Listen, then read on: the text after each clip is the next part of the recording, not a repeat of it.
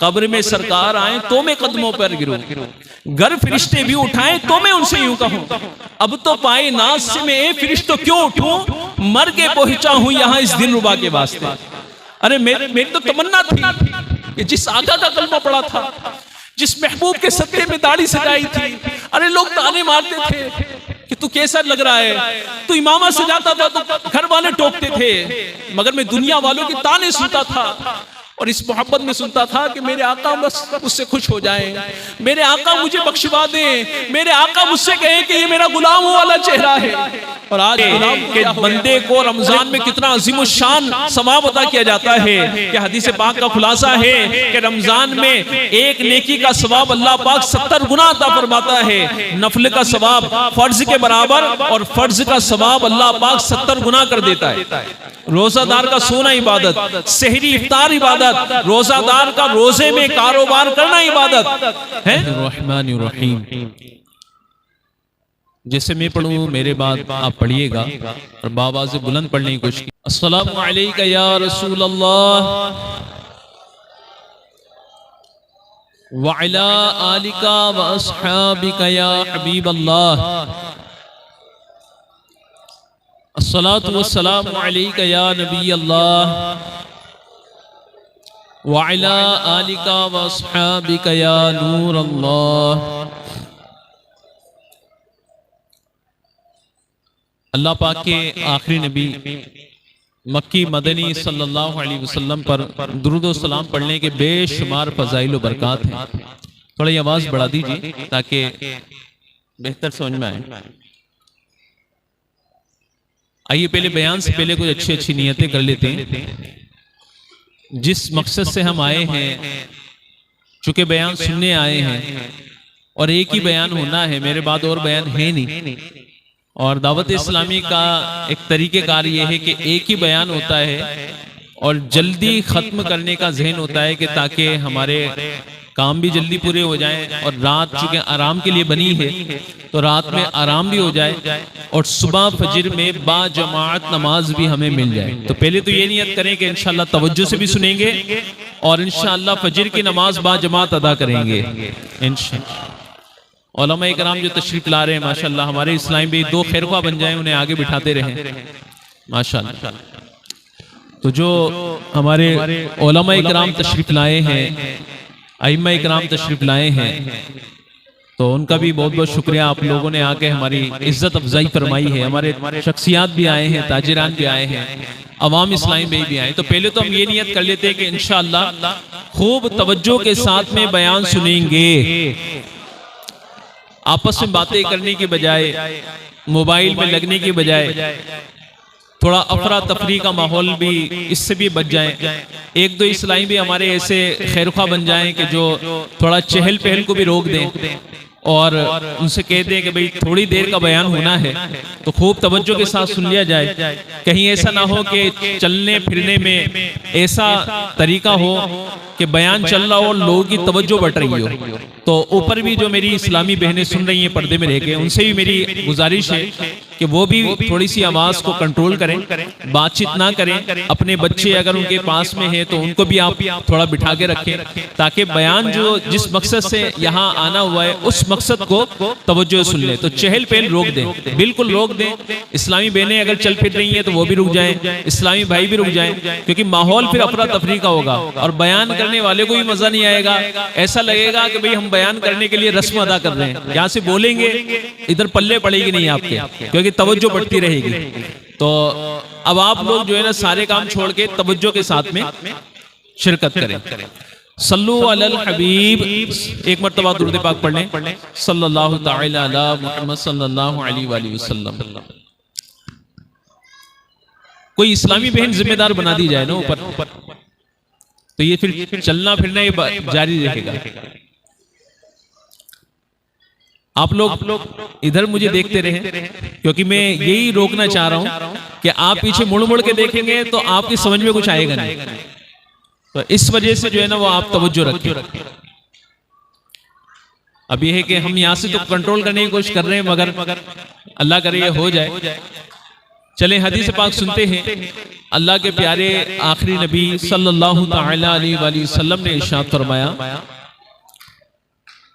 जिसने मुझ पर एक बार दुरूद पाक पढ़ा, अल्लाह पाक उस पर 10 रहमतें नाजिल फरमाता है।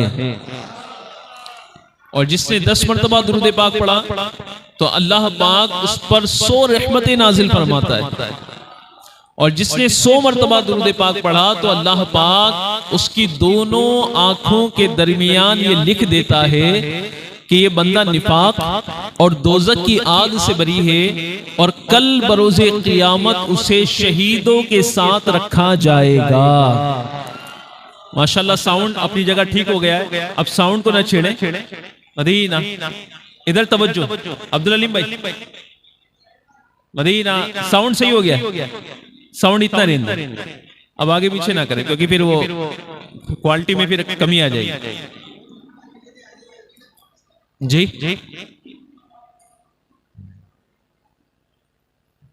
करके गिलास में एक मरतबा और दुरूद पाक पढ़, अल्लाहुम्मा सल्ली अला सय्यिदिना व मौलाना मुहम्मद मुबारक वसल्लम, सलातु व सलामुन अलैका या रसूल अल्लाह। एक मरतबा और बावाज़ बुलंद दुरूद पाक पढ़, अल्लाहुम्मा सल्ली अला। पाक की फजीलत आपने सुनी कि मेरे आका ने फरमाया कि अगर कोई 100 मरतबा दुरूद पाक पढ़े तो उसको इनाम क्या मिलेगा कि उसकी दोनों आंख के दरमियान ये लिख दिया जाएगा कि ये बंदा निफाक और दोज़ख की आग से बरी है, और कल बरोज़े क़ियामत उसे शहीदों के साथ रखा जाएगा। इतना बड़ा इनाम है। और अमल कितना सा है, मुख्तसर। 100 मरतबा दुरूद पाक पढ़ लें ना। अब कोई सोचे यार 100 मरतबा दुरूद पाक पढ़ने में तो शायद बड़ा टाइम लगेगा, हो सकता है 1-2 घंटे लगे, तो ऐसा नहीं है।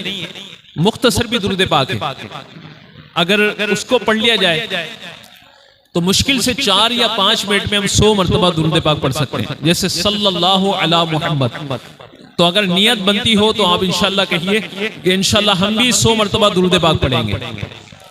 उन पे दुरूद पढ़ना है जो हमारे आका हैं, जिनका हमने कलमा पढ़ा है, जो हमें कब्र में काम आएंगे, जो हमें पुलसिरात पे काम आएंगे। बल्कि सैयदी आला हज़रत रहमतुल्लाहि ताला अलैह ने तो बड़ा प्यारा मैसेज दिया। आप फरमाते हैं, जो ना भूला हम गरीबों को रजा, याद उसकी अपनी आदत कीजिए। अल्लाह करे हमें ऐसी याद आ जाए।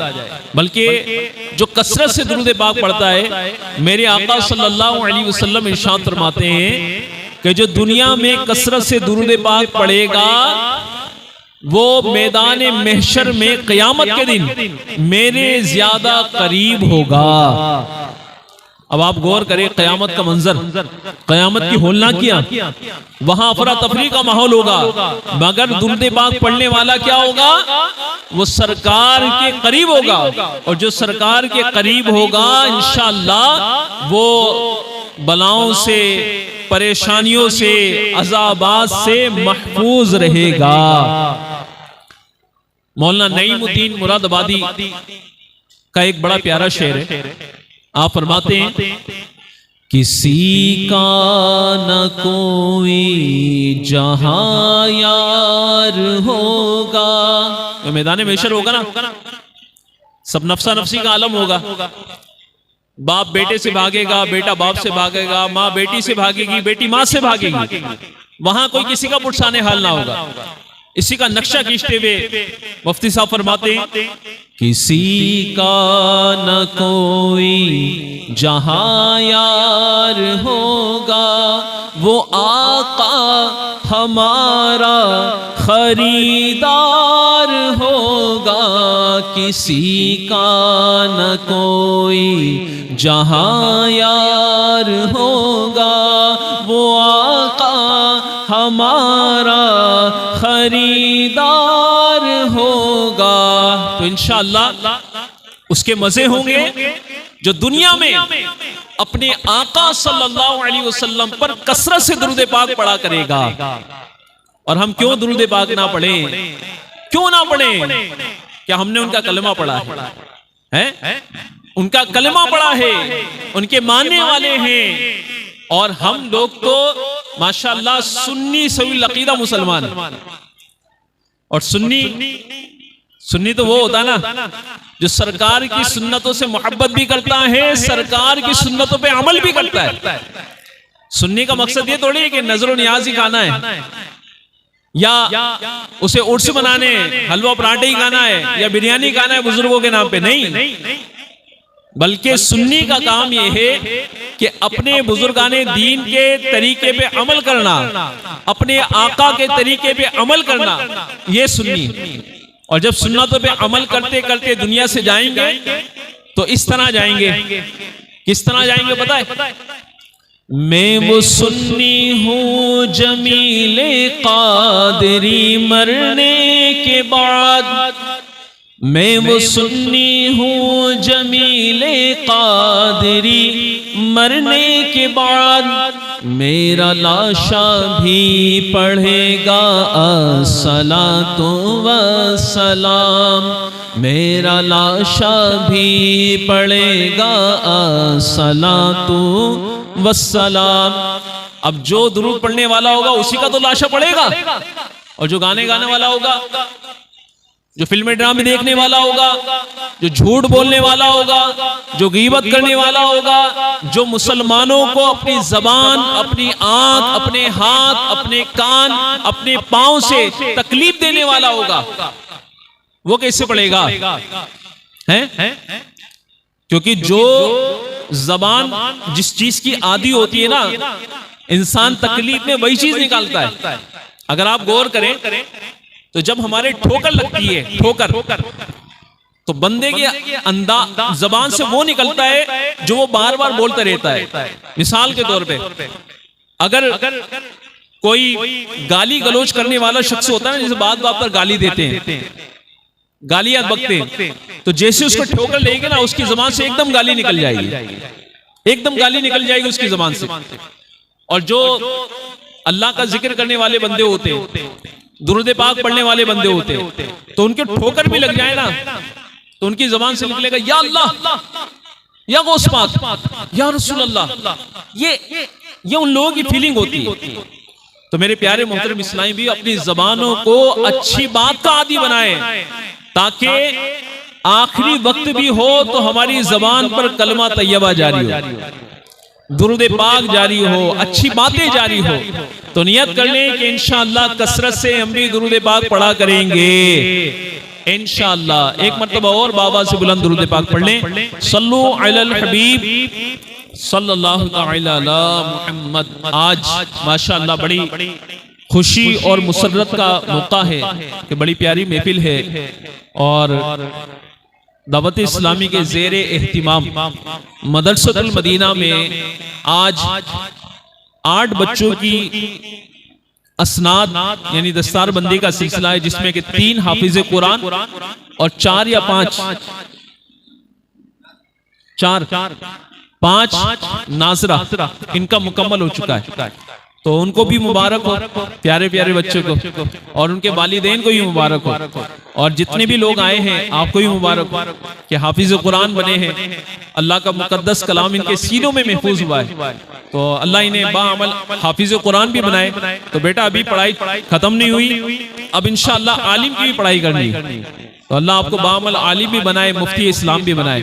तो अल्लाह करे हमारी नस्लें भी नेक बने, परहेजगार बने। तो आइए, कुछ रमजान का मौसम बहार है, और रमजान की तो शानी क्या है कि मेरे आका सल्लल्लाहु अलैहि वसल्लम ने इरशाद फरमाया कि अगर तुम जानते कि रमजान क्या है तो तमन्ना करते काश सारा साल ही रमजान होता।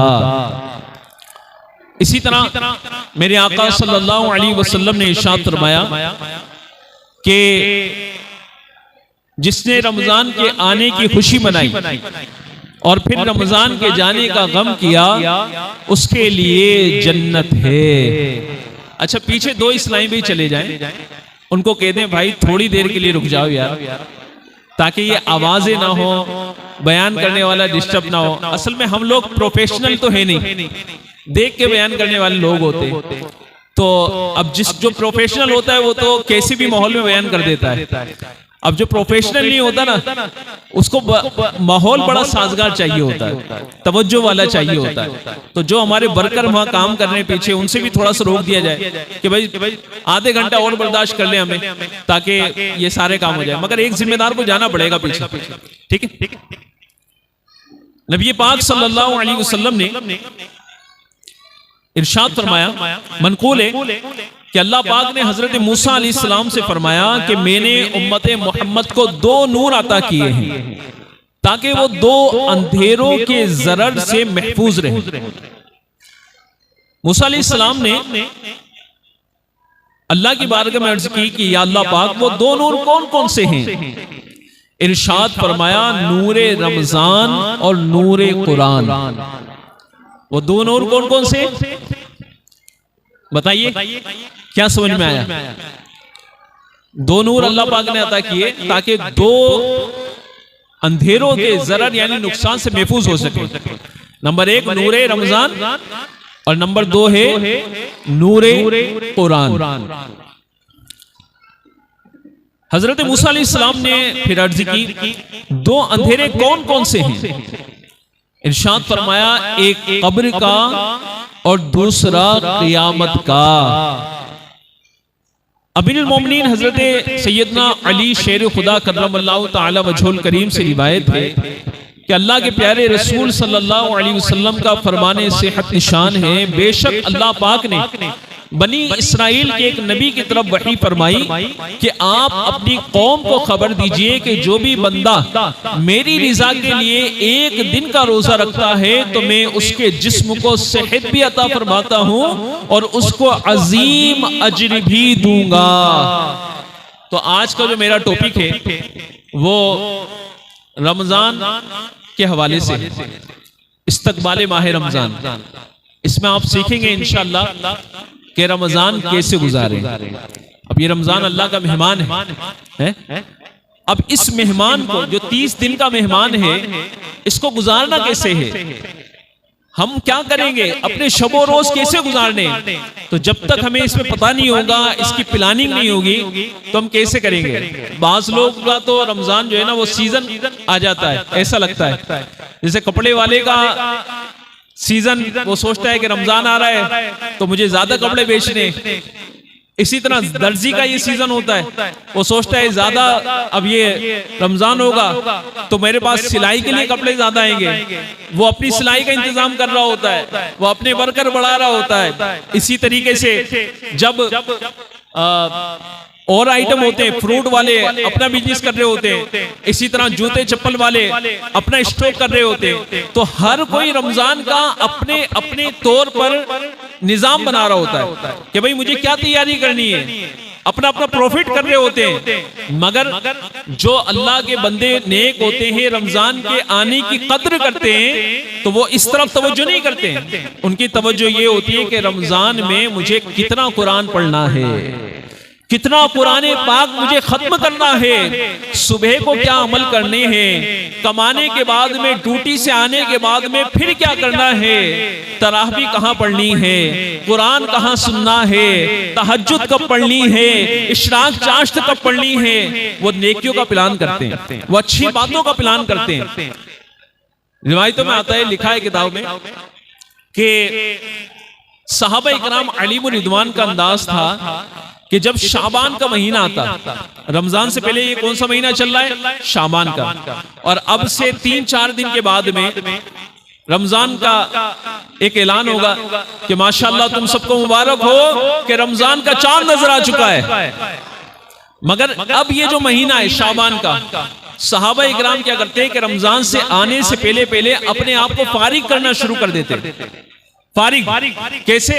कि अगर किसी का देना होता उसको दे देते, किसी से लेना होता उससे ले लेते, और अपने काम को इस तरह समेटना शुरू करते कि जब रमजान का महीना आता तो बाज़ सहाबा इकराम चांद के नजर आते ही रमजान के लिए, इबादत के लिए एतिकाफ में बैठ जाते। अब हमारा अंदाज क्या होता है? हमारा अंदाज इससे बिल्कुल जुदा है।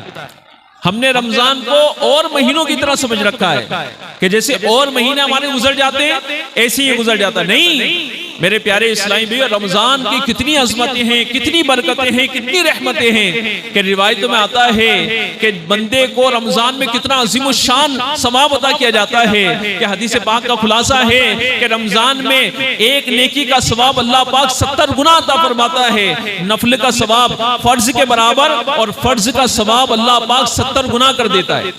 रोजादार का सोना इबादत, सहरी इफ्तार इबादत, रोजादार का रोजे में कारोबार करना इबादत है और उसके लिए सोना ये इबादत। यानी गोया के एक रोजादार पूरा दिन और पूरी रात अल्लाह की इबादत कर रहा है और जब वो एक सजदा करता है अल्लाह पाक उसे 1500 नेकियां अता फरमाता है। कितनी नेकियां अता फरमाता है? 1500 नेकियां एक सजदे पे। अगर किसी ने 50 सजदे कर लिए तो, किसी ने 500 सजदे कर लिए तो, किसी ने 5000 सजदे कर लिए तो कुर्बान जाए माह रमजान। ये कैसा इबादत का महीना, कैसा तिलावत का महीना। आइए मेरे आका सल्लल्लाहु अलैहि वसल्लम ने इस माह रमजान के हवाले से क्या इरशाद फरमाया। हजरत सैयदना सलमान फारसी रदियल्लाहु ताला अन्हु फरमाते हैं, नबी पाक सल्लल्लाहु अलैहि वसल्लम ने माह शाबान के आखिरी दिन बयान फरमाया, ए लोगों तुम्हारे पास अस्मत वाला बरकत वाला महीना आया, वो महीना जिसमें एक रात ऐसी भी है जो 1000 महीनों से बेहतर है। इस माह मुबारक के रोजे अल्लाह पाक ने फर्ज किए और इसकी रात में क़ियाम यानी तरावीह सुन्नत है। जो इसमें नेकी का काम करे तो ऐसा है जैसे और किसी महीने में फर्ज अदा किया, और जिसने इस महीने में फर्ज अदा किया तो ऐसा है जैसे और दिनों में 70 फर्ज अदा किए। आगे फरमाते ये महीना सब्र का है और सब्र का सवाब जन्नत है। और फरमाते ये महीना मवासात यानी गम खारी और भलाई का है और इस महीने में मोमिन का रिस्क बढ़ा दिया जाता है। आप देखें तो बंदा इस मुबारक महीने में वो नेमतें खाता है, वो नेमतें इस्तेमाल करता है कि जो पूरे साल नहीं खाता। अच्छा ये कॉफी का भी सिलसिला शुरू हो गया। अल्लाह अकबर। भाई बयान चल रहा है, तवज्जो नहीं बढ़ेगी। हाँ तो थोड़े से सब्र कर ले। हाँ उसके बाद में पी लीजिएगा, बयान के बाद में लगा दीजिएगा, या इंशाल्लाह जो भी यहाँ पे सिस्टम लगे हुए वो आप ही लोगों के लिए लगे। तो मेरे आका सल्लल्लाहु अलैहि वसल्लम ने इरशाद फरमाया कि ये महीना गमखारी और भलाई का है और इस महीने में मोमिन का रिस्क बढ़ा दिया जाता है। और फरमाते हैं जो इसमें रोजादार को इफ्तार कराए, ए रोजा इफ्तार कराने वालों सुनो सुनो, लोगों को इफ्तारी करवाने वाला सुनो, कितना अजीम शान सवाब कि मेरे आका सल्लल्लाहु अलैहि वसल्लम ने इरशाद फरमाया जो इसमें रोजादार को इफ्तार कराए उसके गुनाहों के लिए मगफिरत है और उसकी गर्दन आग से आजाद कर दी जाएगी और इस इफ्तार कराने वाले को वैसा ही सवाब मिलेगा जैसा रोजा रखने वाले को सवाब मिलेगा। साहबा-ए-किराम अलैहिम रिज़वान ने अर्ज की, या रसूल अल्लाह हम तो बड़े गरीब हैं, हम में से हर शख्स वो चीज नहीं पाता कि रोजा इफ्तार कराए। मेरे आका के इरशाद पे कुर्बान, मेरे आका सल्लल्लाहु अलैहि वसल्लम ने इरशाद फरमाया ये सवाब तो अल्लाह पाक हर उस शख्स को अता करेगा जो एक घूंट दूध या एक खजूर या एक घूंट पानी से रोजा इफ्तार कराए। और मेरे आका ने फरमाया कि जो रोजादार को पेट भर के खिलाए तो मेरे आका फरमाते अल्लाह पाक उसे मेरे हौज़े कौसर से पिलाएगा कि कभी प्यासा ना होगा, यहां तक के जन्नत में दाखिल कर दिया जाए। कितने खुशनसीब हैं वो लोग जो अपने मुसलमान भाइयों का रोजा इफ्तार कराते हैं। मैं आपको मशवरा दूंगा इसमें, ऐसे भी कई लोग होते हैं जो गरीब होते हैं, जो परेशान होते हैं, जो बीमार होते हैं। आप अगर हो सके ना 1 या 2 हजार रुपए की राशन किट बनाए, उसमें सेरी का भी इंतजाम हो, इफ्तार का भी इंतजाम हो, इसमें बेसन भी हो, इसमें तेल भी हो, सिवैयां भी रख दी जाएं, पापे भी रख दिए जाएं, डबल रोटी भी रख दी जाए और आप किसी गरीब ऐसे शख्स के पास पहुंच जाएं जो लोग रमजान के रोजे रखते हैं मगर वो गरीब होते हैं, वो हमारी तरह नेमतें नहीं खा पाते हैं। अगर आप 1, 2, 5 किट इस तरह तकसीम कर देंगे तो आपको पता कितना मजा आएगा। अल्लाह अकबर। आप इस पे सोचें यार कि अल्लाह ने मुझे देने वाला बनाया, अल्लाह ने मुझे मदद करने वाला बनाया, तो क्या मेरी सेहरी इफ्तार से गरीब भाई बहन बच्चे अगर इफ्तार कर लें तो मुझे कितना बड़ा सवाब मिलेगा। तो ये अल्हम्दुलिल्लाह दावत इस्लामी करने जा रही है। रमजान में दावत इस्लामी का हमारा मुरादाबाद में अभी असर से पहले मशवरा हो रहा था। हमने ये प्लान किया है कि इंशाअल्लाह मुरादाबाद डिवीजन में हम 600 राशन किट बांटने जा रहे हैं। और 600 राशन किट हम कहां कहां बांटेंगे, हम मालूमात लेंगे और हम उन गरीब तक पहुंचाएंगे, चाहे वो गांव के किसी भी कोने में हो। उमूमन क्या होता है, उमूमन ये होता है कि मेरा घर यहाँ है, 4 घर इधर है, 4 घर उधर है, 4 घर आगे, 4 घर पीछे। अब हमने जो ना बस करीब करीब में खैर ख्वाही कर दी। अच्छी बात है, ये भी कर सकते हैं, मगर जो बेचारे आउट एरिया में रह रहे हैं, जो छप्पड़ में रह रहे हैं, उन तक पहुंचाएगा कौन, उन तक पहुंचेगा कौन, वहां लोगों तक पहुंचना कैसा होगा। मगर आपकी दावत इस्लामी अल्हम्दुलिल्लाह ये करने जा रही है, तो मैं आपको भी ज़हन दूंगा, आप अपनी तरफ से भी कर सकते हैं, या आप दावत इस्लामी का साथ दे दें कि भाई 10 किट, 5 किट या कम से कम 1 किट मेरी तरफ से। अभी मुझे तो पता नहीं कितनी की 1 किट बैठेगी, मगर तकरीबन हो सकता है कि 2 से 2,500 रुपए की 1 किट बैठेगी, जिसमें राशन का सामान भी होगा। पूरे महीने का राशन से अगर कोई गरीब का घर हमारा, यानी पूरे रमजान हमारे राशन के किट से उसका घर चल जाए तो 30 रोजों का सवाब हमें मिल जाएगा। और क्या पता प्यारे इस्लामी भी किसी गरीब की दुआ निकल जाए, किसी दिल के दुख की दुआ निकल जाए, किसी के बच्चों की दुआ निकल जाए, किसी की बीवी की दुआ निकल जाए, किसी की माँ की दुआ मिल जाए कि या अल्लाह जिसने हमारे लिए राशन का इंतजाम किया, तू मौला उसे इतना अता फरमा, इतना अता फरमा कि कभी उसके खजाने कमी ना हो, कभी खजाने उसके कम ना हो और उसे खूब मिले। कभी कभी ना दुआओं से बहुत कुछ मिल जाता है। दुआ लेना सीखो मेरे प्यारे इस्लामी में। अब दुआ आप राशन की किट से भी मिल जाती है और दुआ नेकी की दावतों से भी मिल जाती है। अच्छी बात बताना, किसी के बच्चे को, किसी इस्लामी भाई को अच्छे रास्ते पे लगा देना, ये भी दुआ लेने का सबब है। आज अगर किसी का कोई बेटा नशे की तरफ था, आज किसी का कोई भाई बुराई की तरफ था, आज किसी का कोई घर वाला अगर नशे की तरफ था, अगर आपने उसे प्यार से, मोहब्बत से उसका नशा छुड़वा दिया, उसे एक अच्छा इंसान बना दिया, उसे नेकी की दावत वाला बना दिया, तो ये आपके लिए सवाब जारिया भी हो गया। और हो सकता है किसी माँ का, किसी बेवा का, किसी बीवी का वो दिल से दुआ मिल जाए। जी हाँ, ऐसे बहुत सारे वाकयात हैं कि जिससे लोगों के अंदर तब्दीली आई। और उनके अंदर तब्दीली कैसी आई कि उनकी माँ की दुआएं मिल गई। मैं आपको एक वाकया सुनाता हूँ। एक इस्लामी बहन का बयान है कि उसने बताया कि मेरा एक लौता बेटा था जिसका वालिद बचपन में इंतकाल कर गया। मैंने उसे बड़े मेहनत से पाला, लाड प्यार से उसको पाला, मगर उसको बुरे लड़कों की सोहबत मिल गई और ऐसी सोहबत मिली कि मेरा बेटा ड्रग्स का आदी हो गया, नशे का आदी हो गया। और आए दिन वो जो है ना बार बार जेल के अंदर चला जाता, पुलिस उसे पकड़ के ले जाती। एक दफा ऐसा हुआ कि वो किसी बड़े गुनाह, बड़े जुर्म में लंबे टाइम के लिए अंदर चला गया। अब उसकी माँ को कहती है कि मुझे बड़ा एहसास हुआ, मगर क्या करें, वो चुके अंदर जा चुका था। वक्त गुजरता गया, चंद महीने या साल के बाद में वो बताती है कि मेरे दरवाजे पे किसी ने दस्तक दी।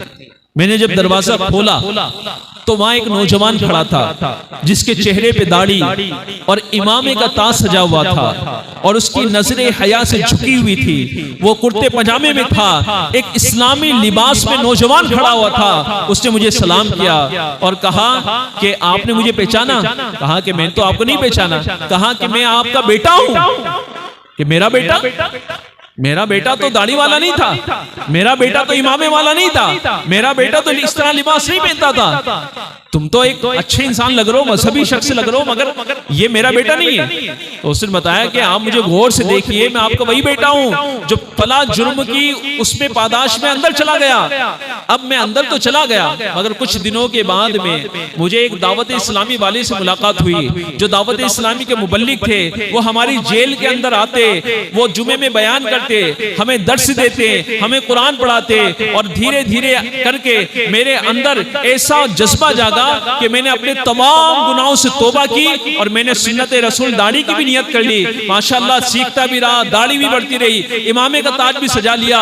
मेरे अंदाज में इतनी तब्दीली हुई कि मुझे देख देख कर कई लोग नेक बनने लगे, उन्होंने भी गुनाहों से तौबा की। जब जेलर ने मेरे इस अंदाज को देखा तो मेरे इस अंदाज से देख के इतना मुतासिर हुआ कि उन्होंने आपस में मीटिंग की और मेरी सजा को खत्म करके मुझे आज रिहा कर दिया। जब माँ ने ये तब्दीली देखी तो माँ ने अपने लाल को अपने सीने से चिमटा लिया और वो खूब रोए। उस लड़के ने कहा, ए माँ, मैंने आपको बड़ा सताया है, मैंने बड़ा परेशान किया है, मैंने बड़ी तकलीफ दी है, आज सारे गुनाहों से तौबा करता हूँ, आज माफ कर दीजिए आप मुझे, आपके पांव पकड़ता हूँ, आप मुझे माफ कर दें, मैंने आपको बड़ी तकलीफ दी है, बड़ा सताया है। उस माँ ने कहा, बेटा अगर तुमने सच्चे दिल से तौबा कर ली है तो मैंने भी तुझे माफ कर दिया। अब ये दोनों माँ बेटे खूब रोए। कुछ देर के बाद में इन्होंने खाना खाया, रात का वक्त हुआ तो इन्होंने अपने अपने बिस्तर पे चले गए। अब ये माँ कहती है कि मेरी बीच रात में आंख खुलती है, तो जब मैंने बीच रात में मेरी आंख खुली तो मेरी नजर करीब में बिस्तर पे पड़ी तो देखा कि मेरा बेटा बिस्तर से गायब है। फौरन मैं टेंशन में आ गई कि कहीं ऐसा तो नहीं कि मेरा बेटा जेल में था, अच्छा माहौल मिल गया, मगर फिर उसके दिल में शैतान ने वसवसा डाल दिया हो और वो आवारागर्दी करने निकल गया हो, फिर बुरे दोस्तों की सोबत में न चला जाए। वो परेशान होकर ढूंढती रही, मगर जब सहन के अंदर आके देखा तो एक कोने में उसका बेटा मुसल्ला बिछाए अल्लाह की बारगाह में दुआ कर रहा है और उसकी आंखों से अश्क जारी है, वो रो रहा है और इस तरह अर्ज कर रहा है, मोहब्बत में अपनी गुमा या इलाही, न पाऊं में अपना पता या इलाही, तेरे खौफ से तेरे डर से हमेशा मैं थर थर रहूं कांपता या इलाही। या अल्लाह मैं बड़ा गुनाहगार हूं, मैंने अपनी माँ को कभी सुख ना दिया। अल्लाह आज पहली रात मेरी माँ मुझसे खुश होकर सोई है। अल्लाह मुझे ऐसा बना कि अपनी माँ की मैं आँख का नूर बन जाऊं, मैं खूब खिदमत करूं। अल्लाह मेरे गुनाह भी माफ कर दे, मेरी खताएं भी माफ कर दे, मेरे जुर्म भी माफ कर दे। अब वो कहती है कि जब मैंने अपने लाल का ये अंदाज देखा कि मेरा बेटा अल्लाह की बारगाह में गिड़गिड़ा रो रो के दुआ मांग रहा है, फौरन अल्लाह की बारगाह में हाथ उठा के दुआ करती है, अल्लाह तो उस दावत इस्लामी वाले का भला कर जिसकी वजह से मेरा बेटा नेक बन गया और मेरी खिदमत में आ गया। आप किस किस की दुआ ले सकते हैं, किस किस की दुआ आप ले सकते हैं, आप बहुत कुछ कर सकते हैं। आज बुराई बहुत जोरों पर, आज बेअमली का लोग शिकार है, आज बेहयाई तूफान पर है, तूफान बदतमीजी पर पाए। आज मॉडर्निज्म के नाम पे क्या बदतमीजी नहीं हो रही, जिना सबसे ज्यादा आम होता जा रहा है, जुआ आम होता जा रहा है, नशा आम होता जा रहा है, तरह तरह के केमिकल से छोटे छोटे नौजवान बच्चे नशा करते नजर आ रहे, ड्रग्स लेते नजर आ रहे। एक जगह का पता चला कि एक कॉलेज में मुस्लिम लड़की के बारे में पता चला, वो तो एक के बारे में पता चला कि उसके जब बैग की चेकिंग हुई तो पता चला कि उसके बैग में ड्रग्स की सिरिंज रखी हुई थी, सुई रखी हुई थी। ए मेरे इस्लामी भाइयों, आज हमारा मुआशरा किस तरफ जा रहा है? आज हमारा मुआशरा बेहयाई की तरफ जा रहा है, आज हमारा मुआशरा बदतमीजी की तरफ जा रहा है। आज हमारे मुसलमान कहलाने वालों का अखलाक कितने गिर चुके हैं, क्या आपस में लड़ाइयां कर रहे हैं, आपस में गालियां बक रहे हैं, आपस में जो है ना वो एक हंगामा बरपा है, नाराजगियां बढ़ी हुई है। क्यों? ये मुआशरे में हम क्या करते जा रहे हैं? मुसलमान तो वो था जो एक दूसरे का खैर ख्वाह था, मगर आज मुसलमान मुसलमान से लड़ता हुआ नजर आ रहा है, भाई भाई से लड़ रहा है, सगा भाई सगे भाई से लड़ रहा है। टेंशन है, घरों में झगड़े हो रहे हैं। किस बिना पे झगड़े हो रहे हैं भाई? क्यों झगड़े हो रहे हैं पता है?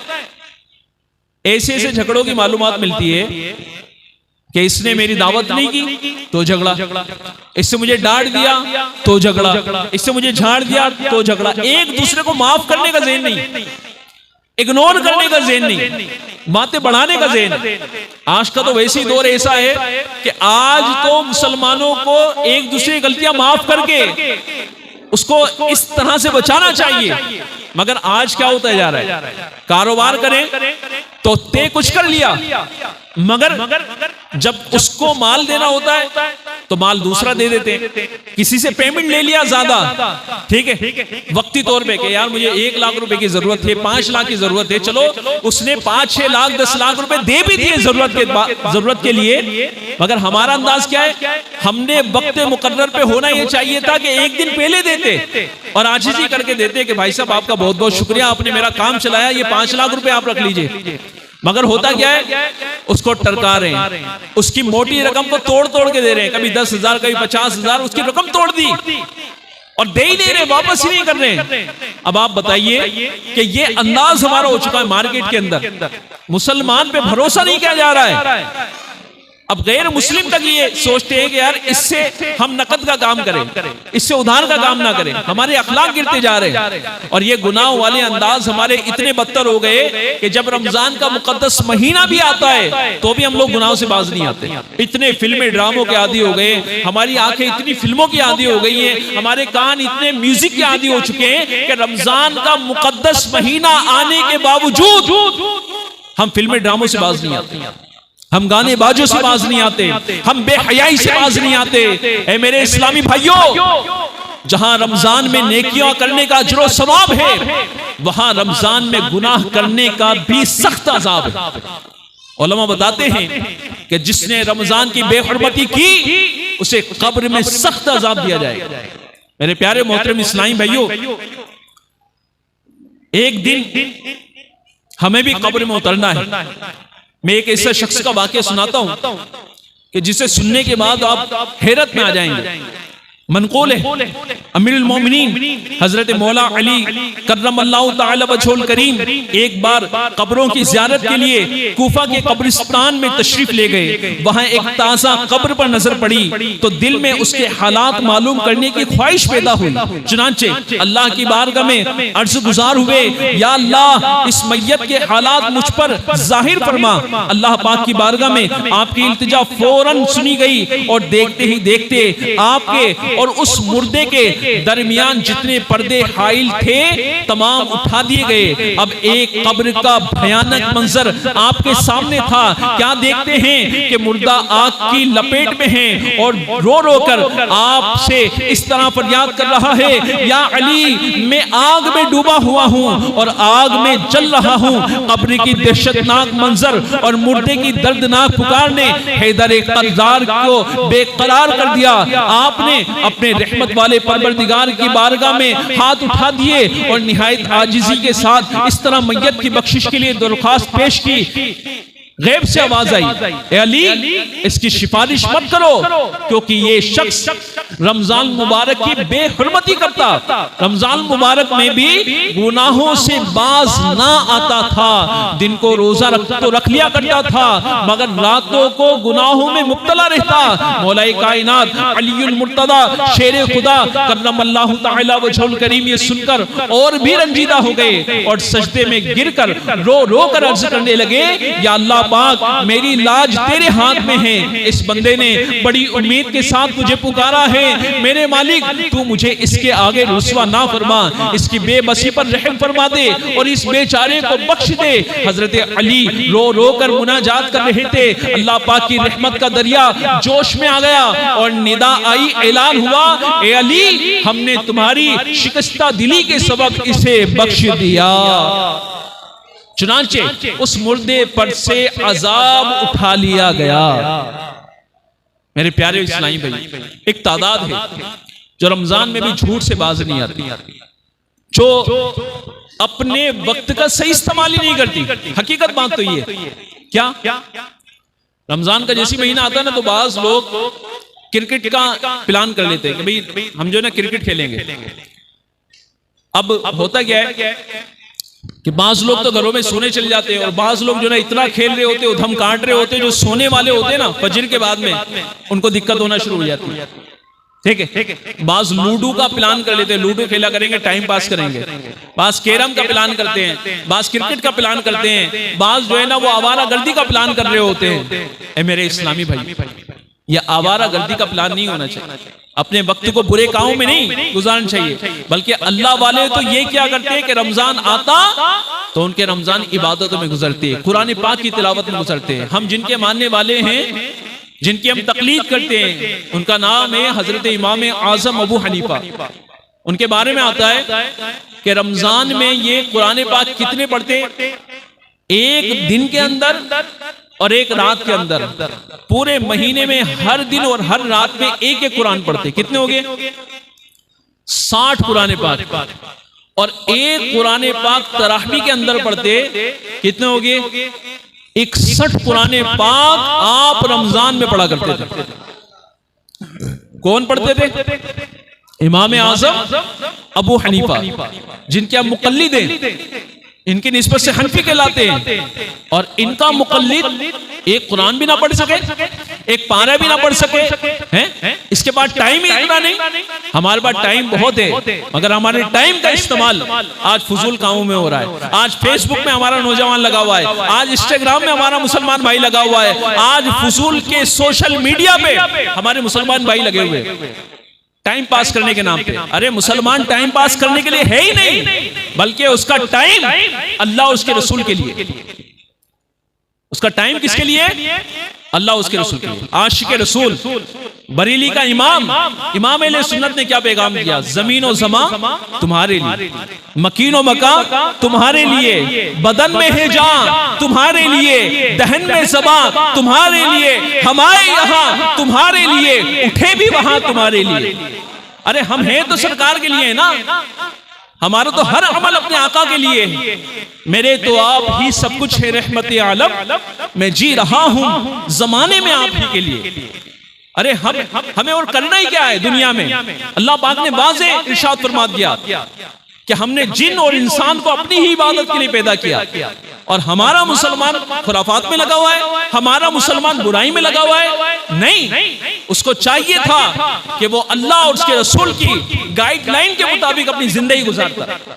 और जब ये जिंदगी गुजारता तो उसको इनाम क्या मिलता? उसको इनाम ये मिलता। कुरान पाक में अल्लाह ताला तबारक व तआला ने इरशाद फरमाया, लक़द काना लकुम फी रसूलिल्लाहि उस्वतुन हसना, कि तुम्हारे लिए अगर पैरवी किसी की बेहतर है तो वो नबी पाक की पैरवी बेहतर है। आज हमारा मुसलमान दूसरे की पैरवी कर रहा है। ऐसे ऐसे नौजवान मिलते हैं कि उनका लाइफ स्टाइल बड़ा अजीब होता है। हाथ में कड़ा, कानों में बाली, गले में जंजीर, हाथ में जंजीर, पेंट फटी हुई, बाल अजीबो गरीब अंदाज में कटे हुए।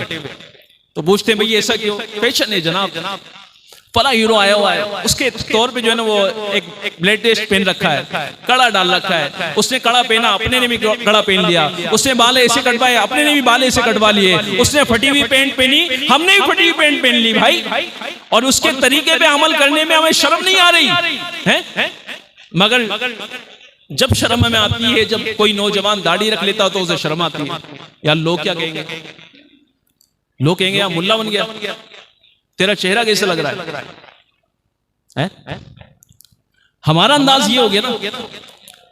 हम ये गौर करें मेरे प्यारे इस्लामी कि जिनके तरीके पे हम अमल कर रहे हैं, कोई से भी आपका बेस्ट हीरो हो, बेस्ट खिलाड़ी हो, बेस्ट प्लेयर हो, आप उसको फॉलो कर रहे हैं, आप उसके तरीके पे अमल कर रहे हैं, क्या वो आपकी कब्र में काम आएगा?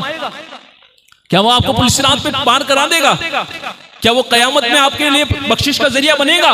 क्या वो आपकी बख्शिश करेगा? नहीं, बख्शिश कराने वाली जात अल्लाह उसके रसूल की, कब्र में काम आने वाली जात अल्लाह उसके रसूल की है। आला हजरत फरमाते हैं ना, सच्ची बात सिखाते ये हैं, सीधी राह चलाते ये हैं, मरकद में बंदों को थपककर मीठी नींद सुनाते ये हैं। अपनी बनी हम आप बिगाड़े, कौन बनाए बनाते ये हैं। लाख बलाएं करोड़ों दुश्मन, कौन बचाए बचाते ये हैं। रंगे बेरंगों का पर्दा दामन ढक के छुपाते ये हैं। इन्ना आतैना कल कौसर, सारी कसरत पाते ये हैं। ठंडा ठंडा मीठा मीठा पीते हम हैं, हैं, पिलाते ये हैं, कसरे तना तक किसकी रसाई, जाते ये हैं, आते ये हैं। और आला हजरत मैदान महशर का नक्शा खींचते हुए फरमाते हैं, बाप जहां बेटे से भागे लुत्फ वहां फरमाते ये हैं। माँ जब इकलौते को छोड़े आ कह के बुलाते ये हैं। राफे नाफे शाफे दाफे क्या क्या रहमत लाते ये हैं। और कह दो रजा से खुश हो खुश रे, मुजदा रिजा का सुनाते ये। ए मेरे इस्लामी भाइयों, जो कब्र में काम आने वाली जात है वो अल्लाह उसके रसूल की है। कब्र में प्यारा प्यारा चेहरा दिखाया जाएगा, वो चेहरा भी दाढ़ी वाला होगा है। जब आशिक रसूल उस चेहरे की जियारत करेगा तो वो अदब से हो सकता है खड़ा भी हो जाए। जब फरिश्ते उससे सवाल करेंगे इनके बारे में क्या कहता है, तो आशिक रसूल का अंदाज किसी शायर ने इस तरह लिखा है, कब्र में सरकार आए तो मैं कदमों पर गिरूं, घर फरिश्ते भी उठाएं तो मैं उनसे यूं कहूं, अब तो पाए नाज से मैं ए फरिश्तों क्यों उठूं, मर के पहुंचा हूं यहां इस दिल रुबा के वास्ते। अरे मेरी तो तमन्ना थी कि जिस आका का कलमा पड़ा था, जिस महबूब के सत्ते में दाढ़ी सजाई थी, अरे लोग ताने मारते थे कि तू कैसा लग रहा है, तू इमामा सजाता था तो घर वाले टोकते थे, मगर मैं दुनिया वालों के ताने सुनता था और इस मोहब्बत में सुनता था कि मेरे आका बस उससे खुश हो जाएं, मेरे आका मुझे बख्शवा दें, मेरे आका मुझसे कहें कि ये मेरा गुलाम वाला चेहरा है। और आज गुलाम को क्या हो गया। अरे गुलाम याद करें उस वक्त को जिस वक्त मेरे आका सल्लल्लाहु अलैहि वसल्लम दुनिया में तशरीफ लाए तो अपनी उम्मत को याद करते रहे। जब दुनिया में रहे, उलमा बताते हैं कि जब नबी पाक के नमाज पढ़ते और कोई जहन्नम के तस्करे पर मुश्तमिल कोई आयत की तिलावत करते और उम्मत का ख्याल आता तो आप तिलावत लंबी कर देते, आप क़याम में खड़े रहते और बसा औकात इतना खड़े होते, इतना लंबा खड़े हो जाते कि आपके पांव सूज जाते और वहां से खून शरीफ बहने लगता। सजदे में उम्मत का ख्याल आता, सजदा लंबा कर देते, दुआ में उम्मत का ख्याल आता, दुआ लंबा कर देते, घंटों घंटे इस तरह हाथ उठा के अल्लाह की बारगाह में रो रो के दुआ करते, बोला मेरी उम्मत बख्शी जाए, अल्लाह मेरी गुनाहगार उम्मत बख्शी जाए। आप गौर करो, अगर कि कोई स्कूल में पढ़ा होगा ना और इस तरह हाथ खड़े करवा दिए जाएं 10-15 मिनट में भारी लगते हैं। और मेरे आका अपनी उम्मत के लिए यूं ऐसी दीवानगी में अपने रब से अपनी उम्मत का ख्याल कर रहे हैं, दुआ कर रहे हैं, यहां तक कि जब जाहिरी पर्दा कर रहे हैं तो अपनी उम्मत का ख्याल है। अरे मैदान महशर में भी सब लोग अपने अपने भाग रहे होंगे, यहां तक कि लोग पहुंचेंगे हजरत आदम अलैहिस्सलाम के पास में, अर्ज करेंगे आप हमारे बाप हैं, आप अल्लाह की बारगाह में सिफारिश कर दीजिए, हमारी बख्शिश हो जाए। हजरत आदम अलैहिस्सलाम कहेंगे किसी और के पास जाओ, आज मुझे भी अपनी पड़ी हुई है। लोग हजरत इब्राहिम के पास आएंगे, वो भी यही कहेंगे, हजरत मूसा अलैहिस्सलाम के पास आएंगे, वो भी यही कहेंगे, हजरत ईसा अलैहिस्सलाम के पास आएंगे, वो भी ये कहेंगे। जब उम्मत पहुंचेगी मेरे आका सल्लल्लाहु अलैहि वसल्लम के पास तो मेरे आका फरमाएंगे अना लहा, मैं हुई इसीलिए, मैं हुई इसीलिए आज मैं बख्शिश कराऊंगा, आज मैं शफी बनूंगा, आज मैं अल्लाह की बारगाह में सजदा करूंगा। मेरे आका अल्लाह की बारगाह में सजदा करेंगे।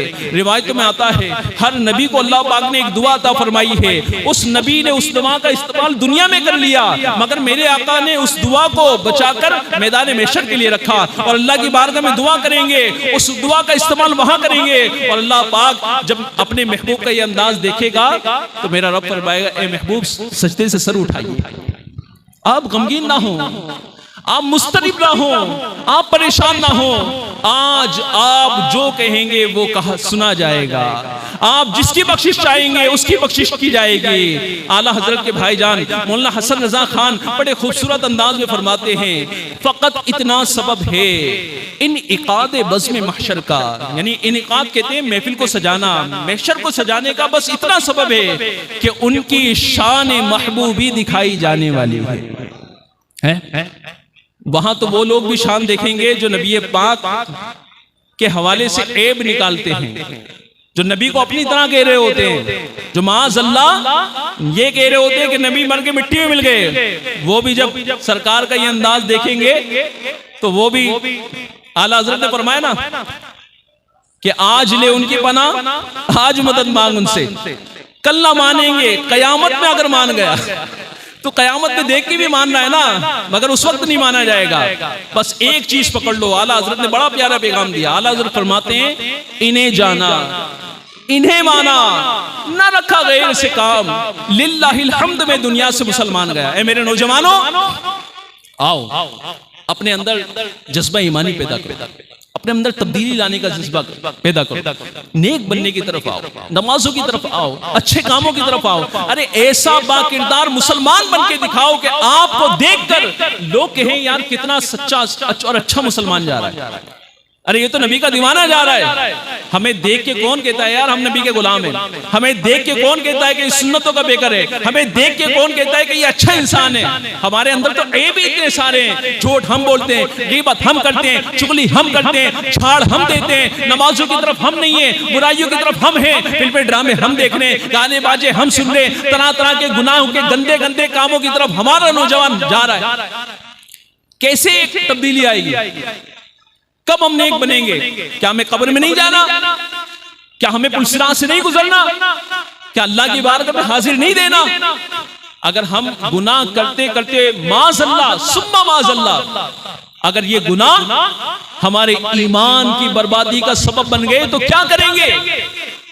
हमारे बुजुर्गान दीन कितना खौफजदा होते हैं। आला हजरत फरमाते हैं कि जिसको दुनिया में अपने ईमान के छिन जाने का खौफ नहीं होगा, मरते वक्त उसका ईमान बर्बाद होने का खौफ है।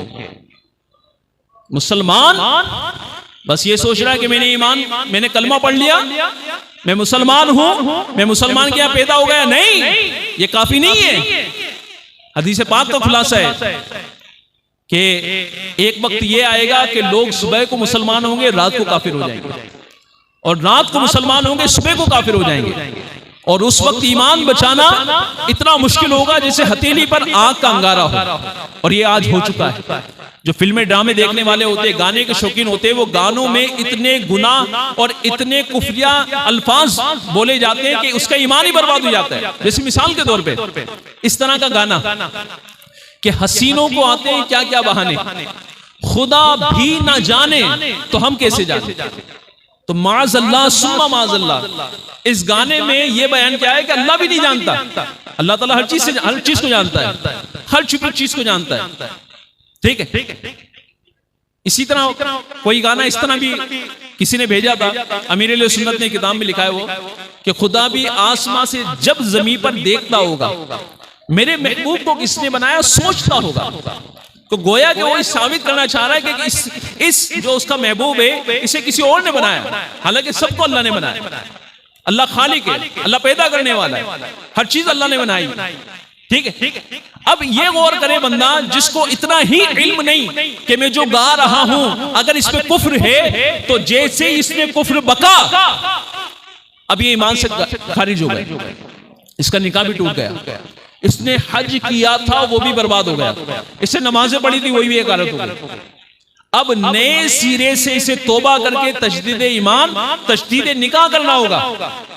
अब आप गौर करें, डरने का मकाम नहीं, रोने का मकाम नहीं, क्या हमें अपने ईमान के बारे में कोई खौफ नहीं, कोई एहसास नहीं। एक बुजुर्ग हजरत इब्राहिम बिन अदहम रहमतुल्लाह ताला अलैह गुस्ल करने एक हम्माम में गए। उस वक्त बड़े बड़े हम्माम हुआ करते और कई लोग एक साथ अलग अलग गुस्ल खाने में गुस्ल किया करते थे और किराए पे गुस्ल होता था। तो जब वो गुस्ल करने आगे बढ़े तो जो हम्माम पर गेट कीपर था उसने कहा कि सिक्का दीजिए जब भी अंदर जाने दूंगा। आपके पास सिक्का था ही नहीं। आप थोड़ी देर में एहसास करने लगे और आपकी आंखों से अश्क जारी हो गए, रोने लगे। तो जो शख्स था वो कहने लगा हजरत अगर पैसे नहीं है तो टेंशन मत लीजिए, आप ऐसे गुस्ल कर लीजिए।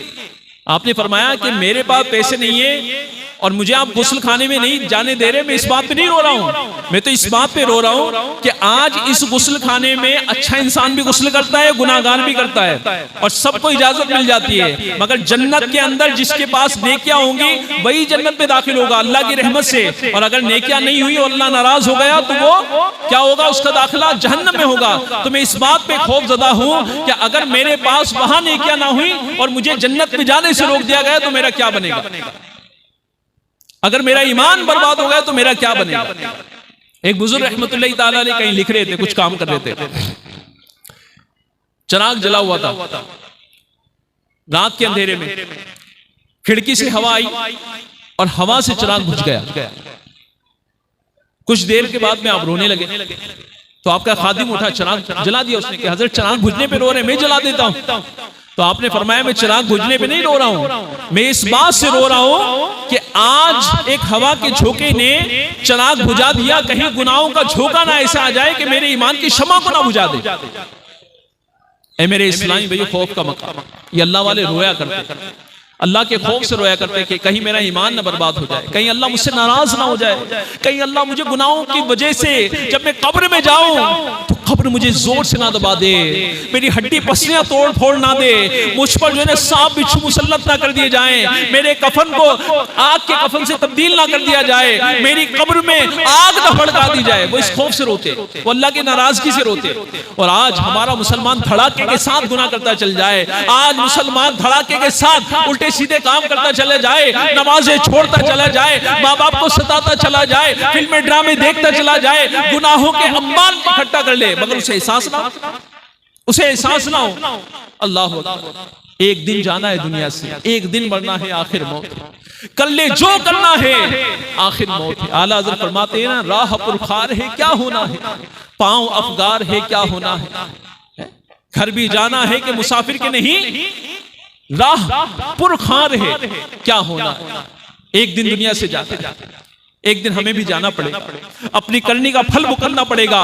अगर हमारे अमाल अच्छे ना हुए, हमने रमजान की कदर ना की, हमने नमाजों को छोड़ा, हमने बेहयाई के काम किए, तो अल्लाह नाराज हो गया और हमारा ईमान बर्बाद हो गया, तो क्या बनेगा। अरे मेरे इस्लाम, आइए रमजान से आने से पहले की कदर करने का जहन बना ले, रमजान में इबादत करने का जहन बना ले, रमजान में नेकियां कमाने का जहन बना ले, बल्कि रमजान से आने से पहले अपना ये जहन बना ले, मैं हर तरह के गुनाहों से तौबा करूं। तौबा कर लो यार, तौबा करने में कुछ नहीं जा रहा है। अगर मान लेते आज तौबा कर ली और तौबा करने के बाद में आज ही हमारा इंतकाल हो गया, तो उलमा फरमाते हैं जिसने सच्चे दिल से तौबा की वो ऐसा हो गया जैसे उसने गुनाह किए नहीं। और एक रिवायत का खुलासा है कि सच्ची तौबा करने वाला ऐसा है जैसे आज ही अपनी माँ के पेट से पैदा हुआ। जब छोटा बच्चा होता गुनाहगार थोड़ी होता वो, एक दिन का बच्चा। सच्ची तौबा कर लो यार, कर ले तौबा, रब की रहमत है बड़ी, कितनी बड़ी रब की रहमत है, कितना अल्लाह करम करने वाला है। आपने वाकया कई बार सुना होगा हजरत उमर रज़ी अल्लाह ताला अन्हु, कि हजरत उमर रज़ी अल्लाह ताला अन्हु जब जा रहे थे, रास्ते में रात में गश्त कर रहे थे, तो एक शख्स पे नजर पड़ी जिसके हाथ में शराब की बोतल थी। जैसे हजरत उमर का सामना होता है, हजरत उमर कहते हैं इस बोतल में क्या है, उसने कहा सिरका है। और दिल में वो बेचैन होने लगा, तड़पने लगा, अल्लाह की बारगाह में अर्ज करने का, मौला आज बचा ले हजरत उमर से, आज बड़ी रुसवाई होगी, कहीं ऐसा ना हो कि सजा भी मिल जाए, अल्लाह रुसवाई भी होगी, अल्लाह आज के बाद शराब नहीं पीऊंगा। दिल में तौबा की और कोई बड़ा काम नहीं किया। जब हजरत उमर रज़ी अल्लाह ताला ने उस बोतल को चेक किया तो वो शराब जो है ना सिरके में तब्दील हो गई। कर ले तौबा, रब की रहमत है बड़ी, कितनी बड़ी रब की रहमत है। मैं एक वाक़या सुनाता हूँ आखिर में। हजरत मूसा अलैहिस्सलाम का दौर था, जमाना था, और बारिश का होना बंद हो गया, जानवर मरने लगे, बूढ़े बच्चे बड़े बेचैन होने लगे। अल्लाह की बारगाह में हाजिर हुए, अल्लाह हजरत मूसा अलैहिस्सलाम के पास गए और कहा कि आप अल्लाह के नबी हैं, आप कलीमुल्लाह हैं, अल्लाह इसी बारगाह में आप हमारे लिए सिफारिश कर दे ताकि बारिश हो जाए।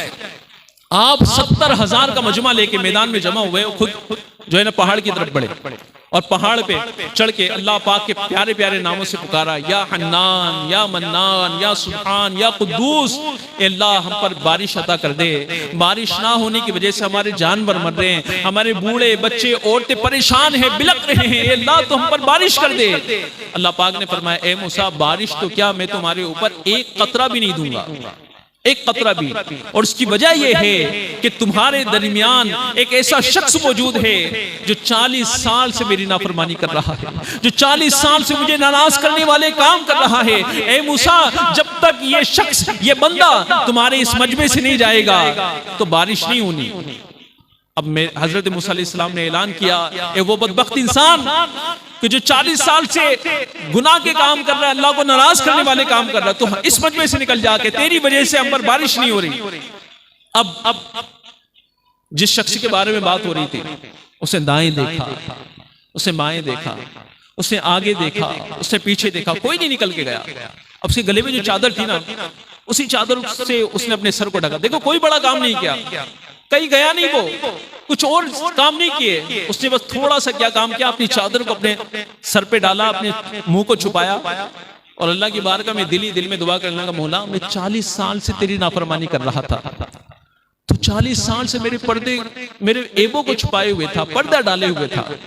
आज मौला 70,000 का मजमा है, आज मैं निकल गया तो बड़ी रुसवाई होगी, बड़ी तकलीफ होगी, बड़ी बदनामी होगी। अल्लाह आज रुसवाई से बचा ले, आज के बाद मैं नाफरमानी नहीं करूंगा, आज के बाद मैं गुनाह नहीं करूंगा, तुझे नाराज करने वाले काम नहीं करूंगा। वो दिल में तौबा कर रहा था कि अचानक बादल उमड़ आए और मूसलाधार बारिश होना शुरू हो गई।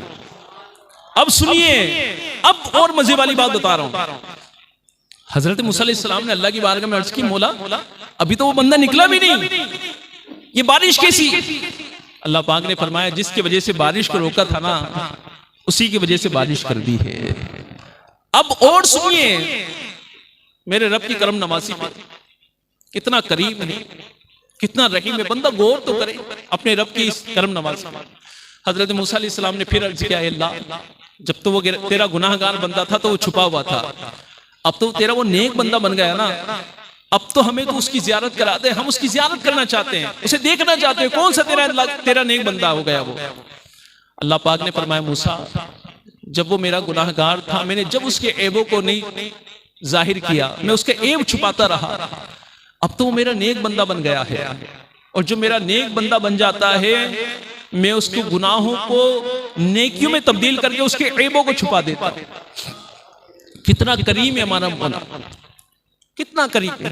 कभी गौर किया अपने ऊपर, मैंने आपने ये हाथ अल्लाह ने दिए, हमारा मालिक कौन है? अल्लाह है ना। आज हम किसी के यहाँ नौकरी करें, उसकी नाफरमानी कर दें, उसके मुताबिक काम ना करें, वो नौकरी से निकाल देता ना। अल्लाह ने हाथ दिए खाने के लिए, इन हाथों से हमने कितने गुनाह किए होंगे, मगर हमारे रब ने इन हाथों को तोड़ा कि मेरा नाफरमान, इसके हाथ तोड़ दिए जाए। इन आंखों से गुनाह के काम देखे, क्या हमारे आंखों को फोड़ दिया गया है कि ये मेरा गुनाहगार बंदा, इसकी आंखें फोड़ दो, ये मेरा नाफरमान है। अल्लाह पाक ने मोहलत दे दी कि अब मेरा बंदा तौबा कर। इन पांव से चलकर कितनी बार गुनाह की जगह गए होंगे, गलत काम करने गए होंगे, हमारे पांव को हमारे रब ने तोड़ा। इन कानों से कितनी बार हराम सुना होगा, हमारे रब ने हमारे कानों को बेरा कर दिया। नहीं, ये करम नवाजी है ना। अरे हमने फजर की नमाज नहीं पढ़ी, हमारे रब ने सुबह का नाश्ता करा दिया।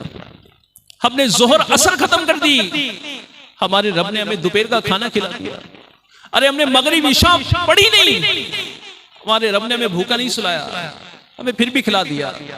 अरे हमने कितनी बार अल्लाह की नाफरमानी की, हमारा रब हमें नवाजता जा रहा है, घर अता करता है, औलाद की नेमत देता है, कितनी सारी नेमतें से हमें अता करता है, मगर बंदा है कि अल्लाह की नाफरमानी से बचने को तैयार नहीं। कभी सोचे कि आज जिस रब ने मुझे ढील दी है, मोहलत दी है, कहीं ऐसा ना हो कि एक वक्त ऐसा आ जाए कि ये मोहलत ही खत्म हो जाए और मैं गुनाहों में गुजारते गुजारते मेरी जिंदगी ऐसा ना हो कि मुझे गुनाह करते करते मौत आ जाए और मुझे कलमा भी नसीब ना हो। आज तौबा कर लो मेरे भाई, आज तौबा कर लो, उस रब की रहमत बहुत बड़ी है। और आज तो वैसी शबे जुमेरात है। एक रिवायत के मुताबिक तो ये आता है कि शबे जुमा में अल्लाह पाक जो है ना, उसकी रहमत पुकारती है कोई बख्शिश मांगने वाला कि उसे बख्श दिया जाए, है कोई मुसीबत ज़दा कि उसकी मुसीबत दूर की जाए। आज बख्शिश की रात है, गोया कि शबे जुमेरात है, कल जुमे का दिन है। अल्लाह की बारगाह में तौबा कर लेते, अल्लाह की बारगाह में सच्चे दिल से तौबा कर लेते हैं। या अल्लाह मुझसे आज तक जो गुनाह हुए, मैं रमजान के आने से पहले पहले भी तौबा कर लेता हूँ और अभी से नमाज पढ़ने की नियत करता हूँ। अभी से ऐसा जहन ना हो कि यार रमजान आएगा तो मैं नमाज शुरू करूंगा, नहीं, बल्कि 5 वक्त की नमाज पढ़ने का जहन बना लो। नेक बनना कोई मुश्किल नहीं है। बात सोचिए यार मैं कारोबार करूंगा, कैसे नेक बनूंगा? नियत साफ, मंजिल आसान। आप नमाजें पढ़ो, आप अच्छे काम करो, अल्लाह ताला आपके काम में बरकत अता फरमा देगा। अच्छे काम करोगे, अच्छी बरकतें नसीब होंगी। तो आज से क्या नियत बनती है? आज नियत कर ले सब कि आज के बाद नमाज नहीं छोड़ेंगे, फिल्में ड्रामों से बचेंगे, गाने बाजों से बचेंगे और रमजान का भी कोई रोजा नहीं छोड़ेंगे।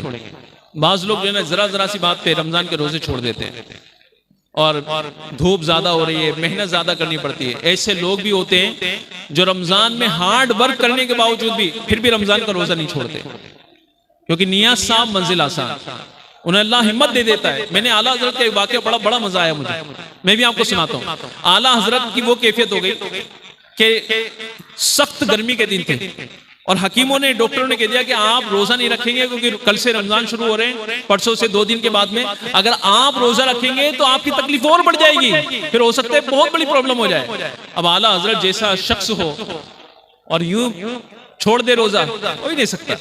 आला हजरत बेचैन होंगे, हालांकि फतवे के मुताबिक छोड़ सकते थे, मगर आला हजरत की मोहब्बत देखें, आपका तकवा, आपकी परहेजगारी देखें कि आप इतना बेचैन हो गए, आपने मशवरा करना शुरू किया कि मैं क्या करूं।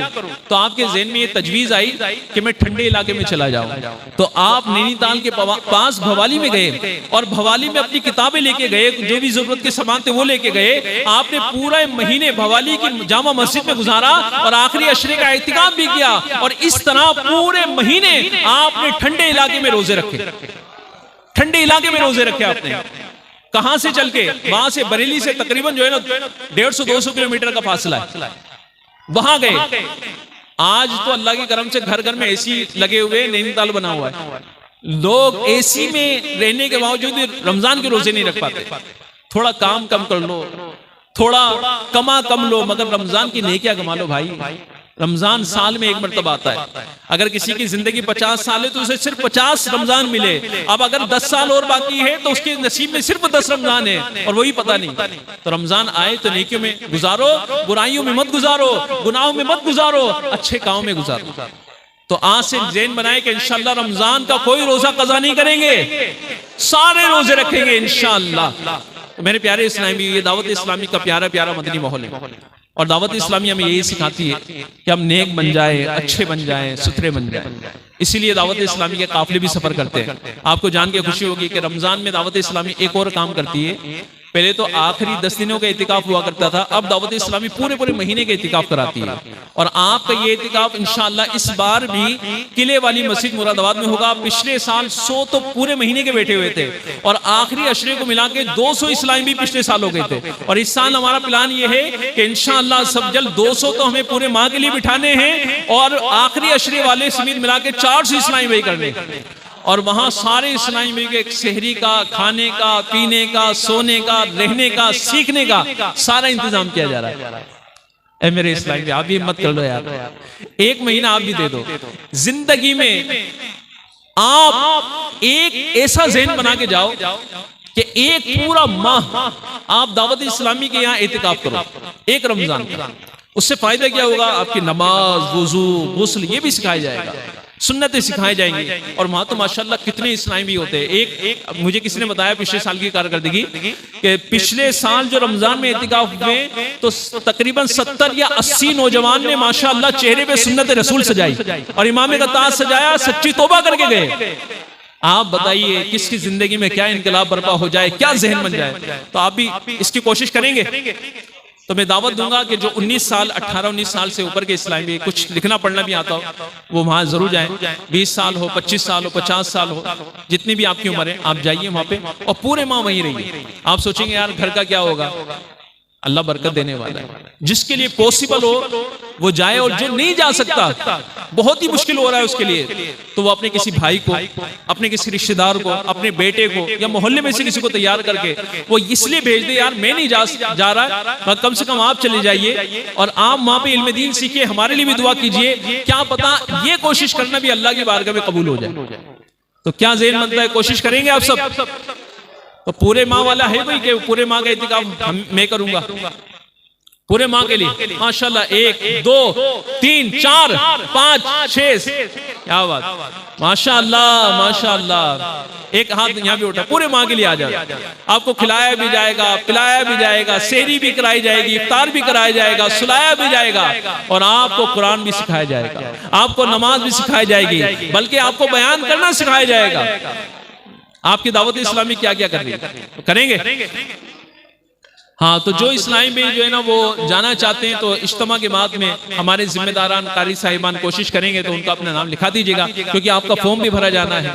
तो अब माशाल्लाह दावत इस्लामी के चूंकि बहुत सारे काम है, एक काम तो यही होगा, इसी तरह दावत इस्लामी के सैकड़ों मदरसे चल रहे हैं। तकरीबन हिंदुस्तान के अंदर 900 कुछ मदरसे हमारे चल रहे हैं और 400-300 के आसपास जो है ना हमारे जामियतुल मदीना है। तो हजारों बच्चे नाजरा कुरान पाक और हिफ्ज कर रहे हैं और आलिम बन रहे हैं, और कितने तो बन चुके हैं। तो अब ये सारा निजाम चलाने के लिए इस्लामी बहनों में भी ये निजाम है, करोड़ों रुपए का खर्च, करोड़ों रुपए का। आप से मैं गुजारिश करूंगा, सबसे पहले तो ये कि रमजान में बाज लोग ज़कात निकालते हैं, बाज के सभी अक्सर निकालते हैं, तो एक तो ज़कात पूरी निकालें आप। ज़कात का पूरी निकलना जरूरी है। अगर थोड़ी सी भी आपने रोक ली तो ये माल का मेल है, अगर मेल जिस्म में लगता है तो जिस्म को बेकार कर देता है, और माल में रखता है तो माल को बेकार कर देता है। तो क्या इस्लामी भाई, क्या इस्लामी बहनें पूरा हिसाब लगाकर ज़कात पूरी अदा करें। किसको दें? जो आपके करीबी रिश्तेदार हों, पहला हक उनका है, आप उनका ख्याल रखें, अपने करीबी मदरसों का ख्याल रखें और दावत इस्लामी का भी ख्याल रखें, क्योंकि हमारा एक आध मदरसा नहीं है, जैसे एक मदरसा यहाँ पे है, इस तरह दावत इस्लामी के सैकड़ों मदरसे, करोड़ों रुपए के अखराजात हैं। तो मैं आपको दावत दूंगा कि अपनी ज़कात में, अपने फितरे में, अपनी इमदाद में दावत इस्लामी का भी हिस्सा रखें और बड़ा हिस्सा रखने की कोशिश करें, ताकि एक पूरी तहरीक हमें चलानी है। और इस चलानी क्यों है? ताकि लोग नेक बने, परहेजगार बने, उलमा प्रोटेक्शन हो, हुफ्फाज प्रोटेक्शन हो, ताकि दीन आगे से आगे बढ़ जाए। तो दावत इस्लामी का तामुन भी करेंगे। माशाल्लाह आज दस्तारबंदी का सिलसिला हुआ है और हमारे 3 बच्चे हाफिज कुरान बने, 5 बच्चे नाजरा खां बने, और ये दावत इस्लामी का बड़ा खूबसूरत अंदाज है। दावत इस्लामी ये चाहती है कि बच्चों को हाफिज भी बनाया जाए, आलिम भी बनाया जाए, और साथ ही साथ उनकी अखलाकी तरबियत भी की जाए, ताकि नेक भी बने, अच्छे इंसान बने कि माशरे में कैसे रहना है, आप जनाब से बोलना सिखाया जाए। तो बाज़ बच्चे माशाल्लाह बड़े अच्छे बन जाते हैं। तो अब इनको भी बहुत बहुत मुबारक हो। माशाल्लाह हमारे रामपुर दोराई की जो यहाँ की टीम है वो भी बड़ी कोशिश करती है, बड़ी मेहनत करती है, और एक कंटिन्यू मदरसा चलता हुआ आ रहा है। और इस बार पहली मर्तबा, अच्छा माशाल्लाह पहली मर्तबा ये हमारा बैच फारिग हुआ है, और इसके करीब में गोट है, वहां पर भी माशाल्लाह दस्तारबंदी का भी सिलसिला हुआ था, तो 10 बच्चे वहां फारिग हुए थे माशाल्लाह। तो आइंदा साल इंशाल्लाह हो सकता है कि यहाँ पर भी 10-15 इस्लामी भाई जो है ना आइंदा साल माशाल्लाह हिफ्ज़ कुरान करें और नाजरा मुकम्मल करें। आप भी अपने बच्चों का दाखिला कराएं, उसमें पढ़ाएं भी। अच्छा, हमारे यहाँ मॉडर्न एजुकेशन है, दुनियावी तालीम, नाजिम साहब मॉडर्न एजुकेशन है।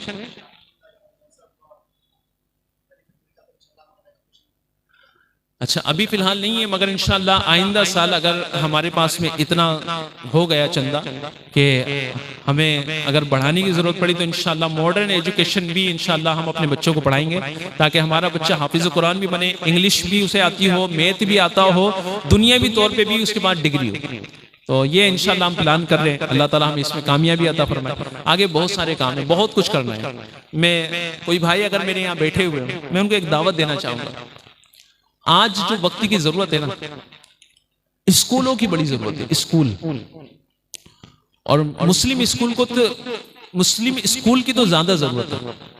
ऐसे स्कूल जिसमें हमारी बच्ची पर्दे में रह के पढ़ाई कर सके। अगर वो दुनिया की पढ़ाई करना चाहे तो बाआसानी कर सके, हमारा भाई दीनदारी में रह के दुनिया की पढ़ाई कर सके। तो दारुल मदीना भी दावत इस्लामी का एक ऑप्शन है स्कूल का, उनसे मिलके भी आप बना सकते हैं। नहीं तो आप अपने बड़े बड़े कॉलेज बना लो यार, ताकि मुसलमान वहां पे दुनियावी एजुकेशन सही अंदाज से हासिल कर सके। आप बना लो सिलेबस दावत इस्लामी का ले लेना, ताकि मुस्लिम बच्चों के लिए आप इंतजाम सही कर सके। तो इसकी जरूरत महसूस होती है आपको कि हमारे बच्चे ऐसी जगह पढ़ते हैं। अभी मुझे 8-10 दिन पहले एक बच्चा मिला, छोटा सा बच्चा, और पता कितनी उम्र होगी उसकी? 5 या 6 साल की उम्र होगी। वो कहता है सर आप दावत इस्लामी वाले हैं, हमारी माँ भी दावत इस्लामी वाली है, और हमारी अम्मी जो है ना हमें बताती है कि अमीर अहले सुन्नत क्या है, और दावत इस्लामी वाला बनाना चाहती है। मगर मेरे जो पापा है ना, उन्होंने मेरा दाखिला ऐसे स्कूल में क्या करवाया है कि सुबह उठ के जो है ना वो हमें हाथ जोड़ने पड़ते हैं, उनकी कथा गानी पड़ती है, और हमें टीका भी लगाना पड़ता है, और मूर्ति के सामने हाथ भी जोड़ने पड़ते हैं, और बहुत सारे नारे भी लगाने पड़ते हैं। तो वो कहने लगा, मुझसे पूछने लगा कि हम मदनी चैनल पे देखते हैं कि आप लोगों के स्कूल चलते हैं, आप लोग अब हमारे यहाँ स्कूल कब कायम करेंगे? वो छोटा सा बच्चा, उसके अंदर कितना एहसास, उसकी माँ दीनदार थी ना तो उसको एहसास हुआ, और जिसके माँ बाप भी दीनदार ना हुए तो उसको क्या एहसास होगा? उस बच्चे का सुन के मेरा दिल हिल गया कि यार कितनी जरूरत है ऐसे स्कूल कायम करने की। तो मैंने कहा बेटा देखें, दुआ करें अल्लाह ताला हमारे लिए भी ऐसे असबाब बनाए, हर चीज के लिए पैसे की जरूरत होती है।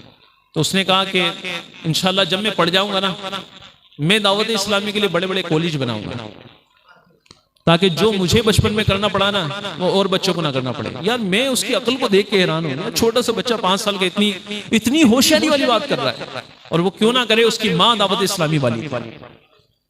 कम से कम उसने अपने बच्चों को कंट्रोल में रख के उसको दीनदारी सिखा रहे हैं। मैंने उससे पूछा, बेटे आप नहीं करते प्रार्थना वगैरह? कि नहीं, हमारी अम्मी ने मना कर दिया है, हमारे चूंकि पापा दावत इस्लामी वाले नहीं, तो पापा ने दाखिला करा दिया था, मगर मेरी अम्मी ने जहन बना बना के मेरे पापा को भी काफिले में भेज दिया। अब उनका इतना जहन बन गया कि इस बार जो है ना रिजल्ट पूरा होने के बाद में अब मुझे हम जो है ना वो सही स्कूल में दाखिला करा दें। तो क्यों ना यार हम लोग भी अपने आप में थोड़ा सा करें कि स्कूल होना चाहिए। मुस्लिम को जो है ना वो एजुकेशन भी चाहिए, ताकि हमारे बच्चे डॉक्टर, इंजीनियर, प्रोफेसर भी बने, मगर दीनदार बने, दीन भी उनके पास में हो। ऐसा ना हो कि वो दुनियावी तालीम याफ्ता तो हो जाए और दीन उनके पास कुछ ना हो। तो दीन और दुनिया दोनों उसके पास होनी चाहिए। आप अपने स्कूल में, आप कॉलेज में दावत इस्लामी की अगर हेल्प लेना चाहते हैं, आपको पूरा निसाब देने को हम तैयार हैं। और अगर कोई ऐसा भाई खड़ा हो कि हम 2, 4, 5 इस्लामी दावत इस्लामी का स्कूल बना देते, ये तो और अच्छी बात है, आपके लिए सवाब भी जारिया हो जाएगा। तो करेंगे कोशिश इंशाअल्लाह। तो अब दस्तारबंदी का सिलसिला शुरू होगा। मैं बच्चों को भी मुबारकबाद पेश करूंगा कि हमारे बच्चों को भी बहुत बहुत मुबारक हो कि माशाल्लाह इनके आज दस्तार का सिलसिला है, और आप सब मोहल्ले वालों को भी बहुत बहुत मुबारक हो कि माशाल्लाह आप सबके ताउन से ये मदरसा चल रहा है और इंशाअल्लाह आगे भी चलता रहेगा।